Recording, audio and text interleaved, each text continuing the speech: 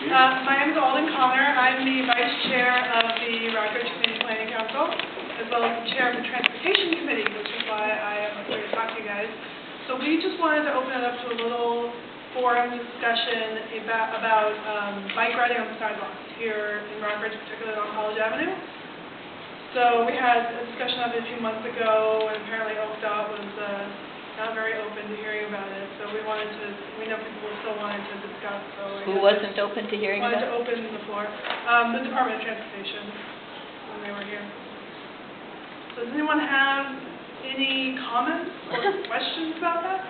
Well, would you explain what you discussed and what the issues are and stuff? I was not Oh, here. yeah, let's do explain, because actually I'm not here either. Well, it actually is something that has been brewing both in RCPC and in the Neighborhood Crime Prevention Council, NCPC.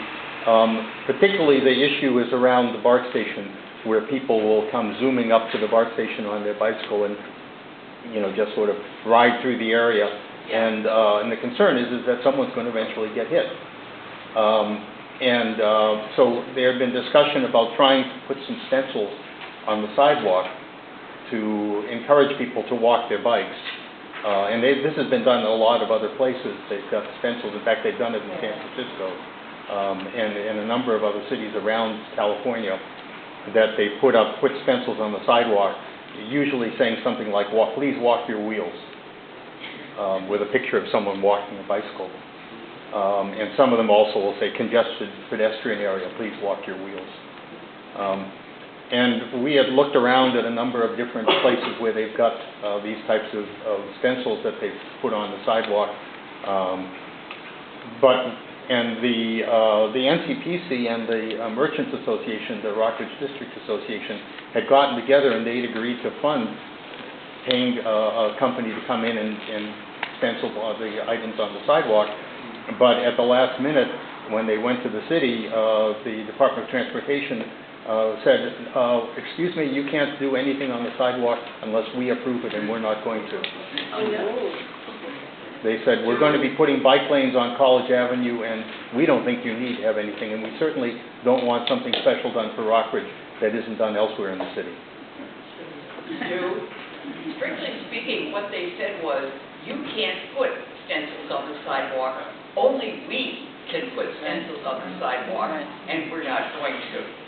I'd like to add from the point of view of the NCPC that we have been having trouble with this at least since 2014. In fact, in 2014, I spent an hour sitting at the BART station one morning writing down all the people I saw riding bicycles on the sidewalk. And we've been getting complaints about bicycles on the sidewalk off and on, at least for the last 3.5, 4 years. Is it against the law to do that? It is. And you can get a ticket. That's right. If you're over the age of, I think, 14 and riding a bicycle that's more than, I think, 21 inches in height, then it's illegal. So little kids can ride their bicycles on the sidewalk, but everyone else, it's illegal. It's a violation of the municipal code. Why would anybody want bicycles on the sidewalk? There's hardly enough room out there for us at this time. Well, people are trying to get to the BART, and they want to get there in a hurry, and they're riding their bike, and there's as you know, there are now handicap ramps at both ends of the plaza, so it's an easy thing for someone to just ride up onto the sidewalk and then zoom over to get onto the escalator with their bike. Of course, they're not supposed to get on the escalator with their bikes anyhow, but... Folks don't feel safe riding in the street, so they choose to ride on the sidewalk. Well, maybe they shouldn't ride. That's probably a good idea. Yeah. We've had issues, and I've set up a storefront before, almost, I did it one day, where I had a guy with a BMX bike that actually pulled the roof going through my leg. Yes, oh dear. So that was like, not good. And skateboards. We have skateboards, we're also getting electric scooters that are showing up. Here we have the Lime scooters, there's probably 2 or 3 of them on the street right now. Oh, are those here now? They are here now. Oh, geez. You can't ride them in San Francisco, but you ride them in Oakland. Why don't you have something like, they have the signs that say this, whatever it costs, say something like... Again, that would have to be approved by OCDOT, and OCDOT has said they won't. Because a lot of them aren't aware that they can't ride. Right, well, that was the intent of the stencils on the sidewalk, Yeah. is to say it in a gentle way, Right. that this isn't the place to be riding your bike on the sidewalk. Well, you don't want to say it's gentle, put a sign up there. It's against the law. you know. Well, one of the issues we ran into too, we have to be very careful with the language we use. The Bicycle Coalition does not want the word no and bicycles in the same sentence. They don't want to cross, they don't want anything negative, any negative connotations with bicycles. So we had to come up with a very neutral, politically correct message that we could use. But I might say that these politically correct messages have in some places apparently been pretty effective in making people aware of the fact this isn't a good place to ride your bike. I'm not offended by some of the signs, this is, you know, against the law. Yeah. You know, Is there anywhere else in Oakland where these kinds of signs or stencils have been used? No, not in Oakland. That was partly they're saying if they're going to use them, they should be citywide. In Joaquin Miller Park, which is the city park, they have signs that say no bikes and have the prohibited circles with the red flashes. For no bikes where? In the park? On the trails? Or? They have- Yeah, well, that's a different issue. Well, but it is city property. Yeah.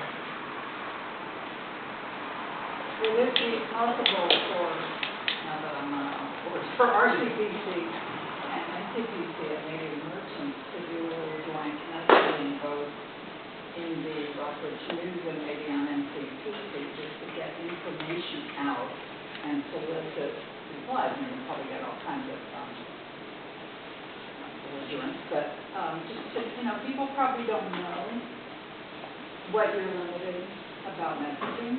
Mm-hmm. And I think a lot of families would probably like to have some information, particularly on the fact that you can be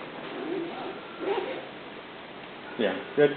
And the other thing I've seen occasionally is people, particularly late at night, that will be riding their bicycles on the sidewalk. And I guess because they figure, well, it's late night, there's not going to be many people on the sidewalk, and it's easier than using the street, and so they just go zooming along the sidewalk.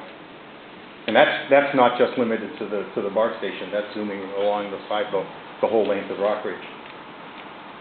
We do have incredibly narrow sidewalks here. We just don't have these large sidewalks to accommodate this.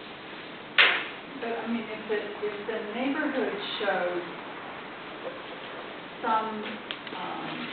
some number of people in support, wouldn't it be a little harder for those to persist and say you can do it? I mean, they're just talking to a few people. It could be, if, you know, for example, one could put up a petition on one of these online petition sites and get a bunch of people to sign a petition. And it would be probably helpful to have it done not just here in Rockridge, but have it done citywide. And that might need to be done, well, but it might need to do it in a neighborhood to start with, and it might need to be done with some care, so you're not combining no and likes in a sentence and that kind of thing. But, you know, get the information out and solicit people. Yeah. It's unfortunate this is that kind of the OCDOT has sort of elbowed the police out of the picture here because this started off being carried by the NCPC with the idea that maybe we can get some police enforcement, but OCDOT made it clear, no, this is our turf. Can I ask what did they say the reason for no signage is?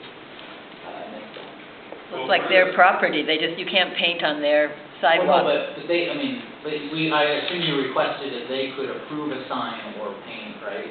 So Mr. Russo felt that if we were to label sidewalks in College Ave no wheels or bike riding, that it would imply that the rest of the city was okay to ride on the sidewalk, which is Seems to me to ask, That, then why don't they put no wheels on the sidewalk all over the city, please?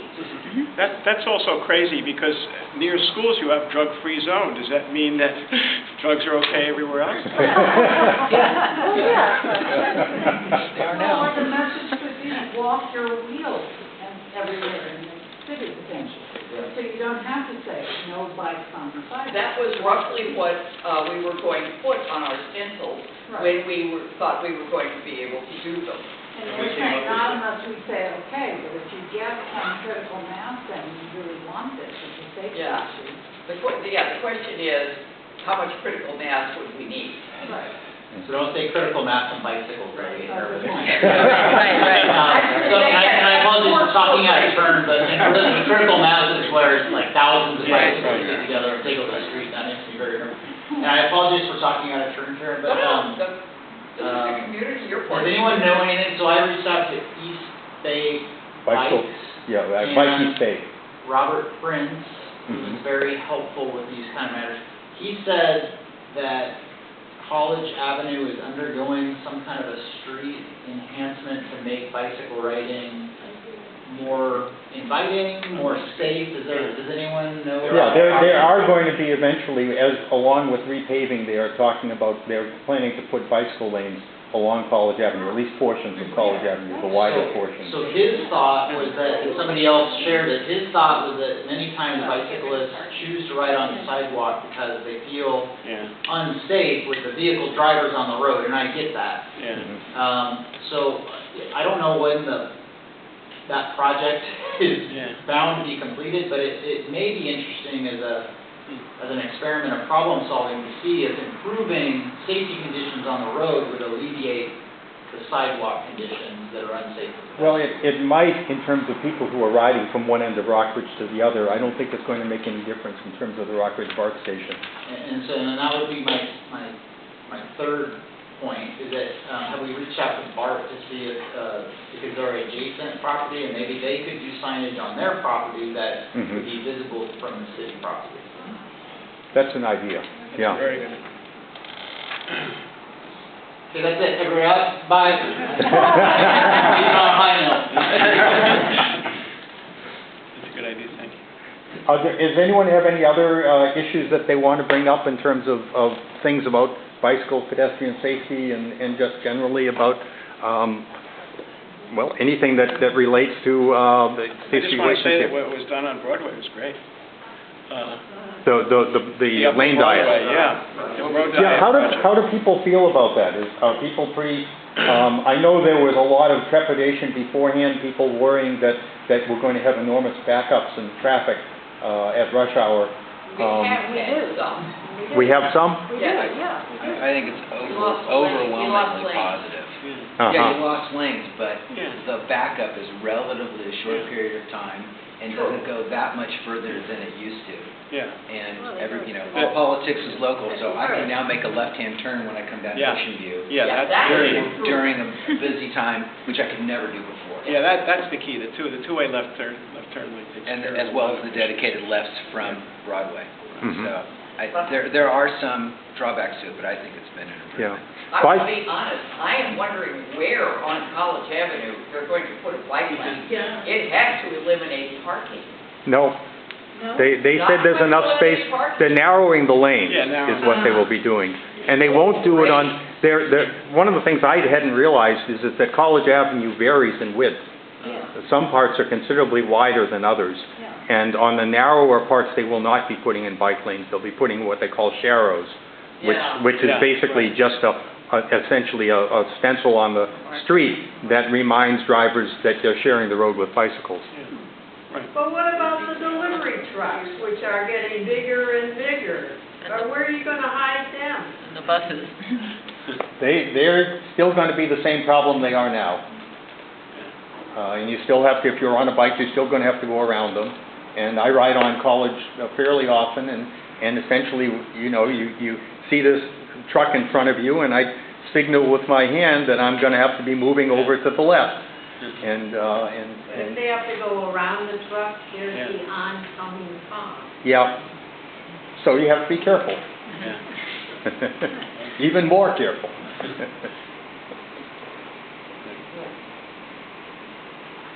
I actually do have a question regarding Broadway and Manila. In the past, there were louvers. Louder, please.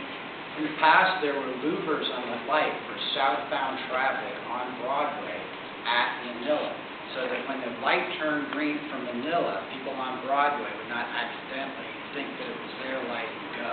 Those haven't been replaced. I recall years back, before I called and got the louvers in, seeing a car that actually wound up on its roof in the middle of that intersection. I don't know how, but the Volvo, there it was. But has anybody else seen problems with people going forward at that intersection on the wrong light? No? One of the things they may have done, which they are now able to do, they weren't able to do before, is they have lights now that are directional. So the light focuses and you don't see the light if you're not in the right lane. But they did stop the traffic a little bit further back for the left turn lane. I don't know if that may be correct. Yeah. They now put that, for example, at the other end of Broadway, right up, Coming to the freeway there. right. There are now two different lights for the two different lanes. Right. And if you're in the lane that doesn't have that light, you can't see what that light's doing. Yeah.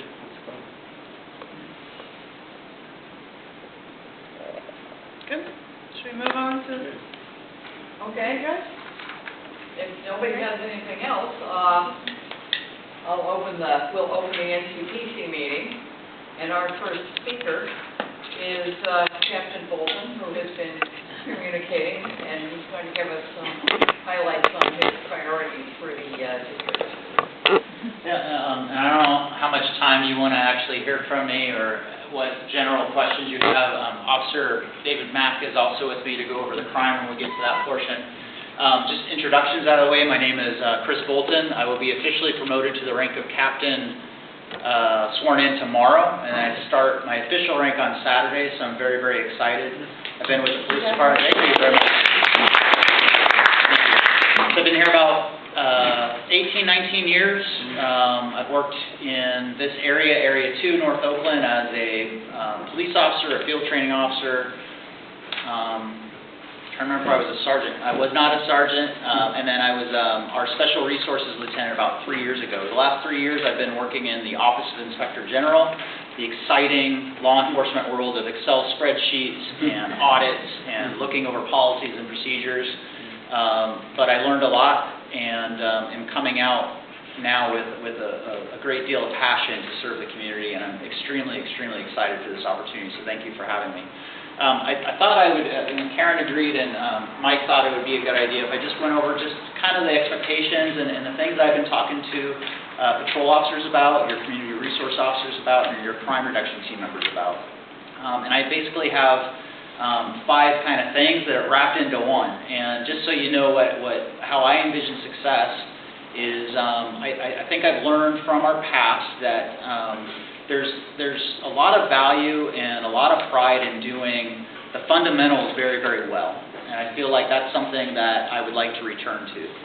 Getting back to the basics that are really centered on community policing, community service, and the essentials of public safety. So for what that looks like for officers is a couple different things. Number one, I expect that officers and sergeants and commanders, myself included, take care of one another.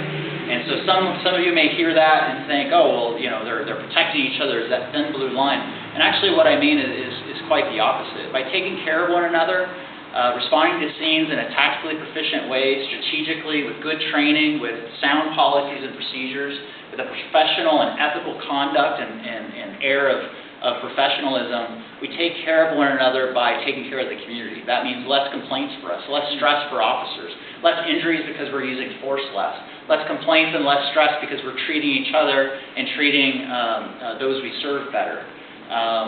The more tactical we are, the more strategic we are, the less pursuits we have, the lower the risk to the community.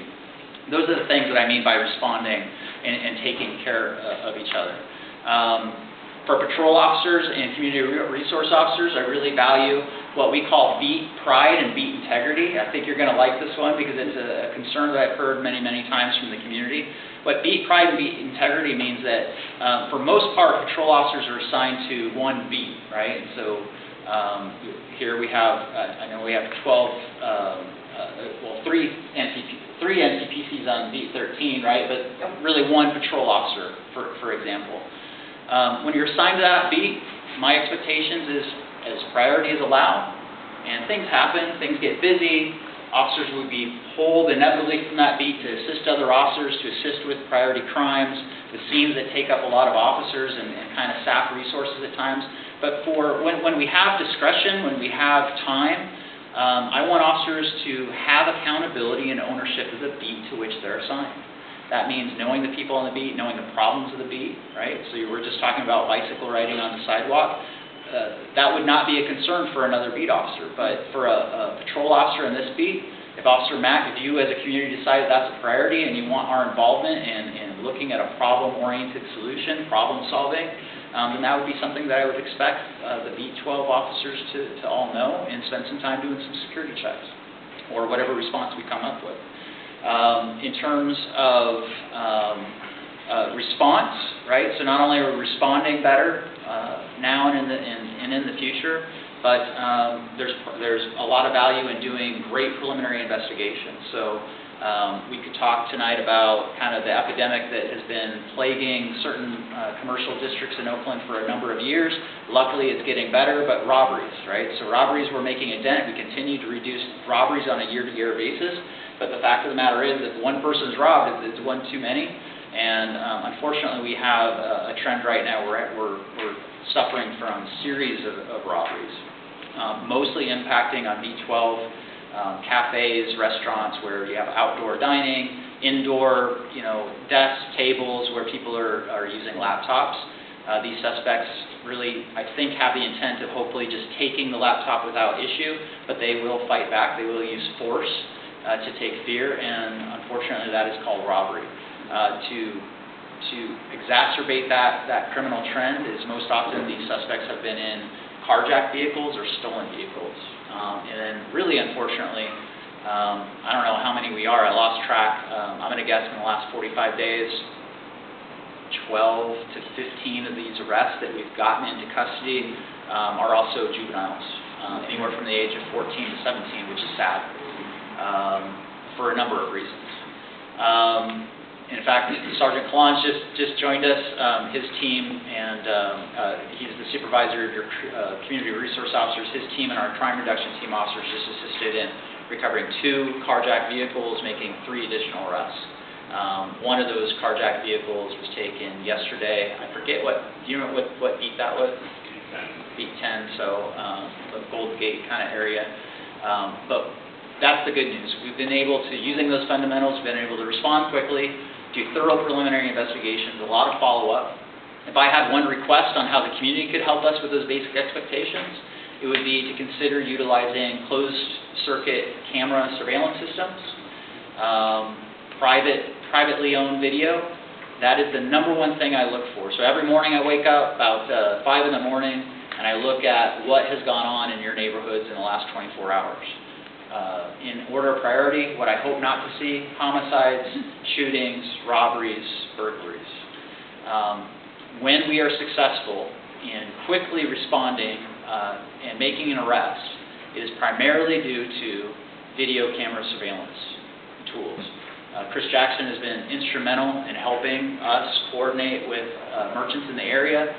There's been times where we've had a robbery, and within a matter of hours, we've been able to give out to all the patrol officers out on the street picture of the suspects, picture of the suspect vehicle, and I think we're batting a pretty good average that within a day or two, we're getting those people in custody. We're able to go back to those merchants and say that we were responsive, that we resolved that with an arrest. The other things in terms of expectations is another thing that I think that the community can help with. I really fundamentally, passionately believe that the Oakland Police Department does great work day in and day out, that our officers are extremely ethical, professional, and some of the finest in our country. I do not think that we do a good enough job, and we, meaning command and the police department, and sometimes maybe even the city, of celebrating that fact.